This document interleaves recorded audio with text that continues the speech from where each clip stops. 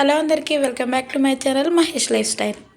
టేస్టీగా స్పైసీగా ఎమ్మీగా ఫీవర్ వచ్చినప్పుడు ట్యాంగీగా స్పైసీగా ఉండే అటువంటి కోడిగుడ్డు వెల్లుల్లిపాయ కారంని ఎలా తయారు చేసుకోవాలో చూసేద్దాం.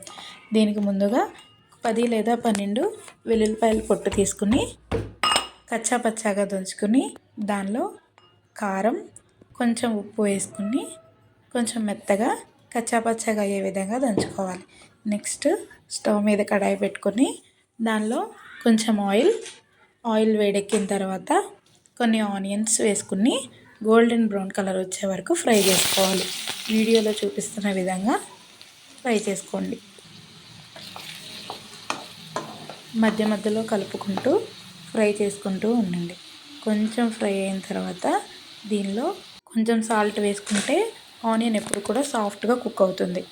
అలా కుక్ అయిన తర్వాత కొంచెం పసుపు వేసుకుని ఒక్క 1 మినిట్ ఫ్రై చేసుకోండి. దీనిలో ఇప్పుడు మనం ముందుగా దంచి పక్కన పెట్టుకున్నటువంటి వెల్లుల్లిపాయ కారం అండ్ సాల్ట్ దీనిలో వేసుకుని ఫ్రై చేసుకోండి. వెల్లుల్లిపాయ కారం పచ్చివాసన పోయేంత వరకు ఫ్రై చేసుకోండి. మధ్య మధ్యలో కలుపుతూ ఉండండి, కొంచెం అడుగు అంటుతూ ఉంటుంది.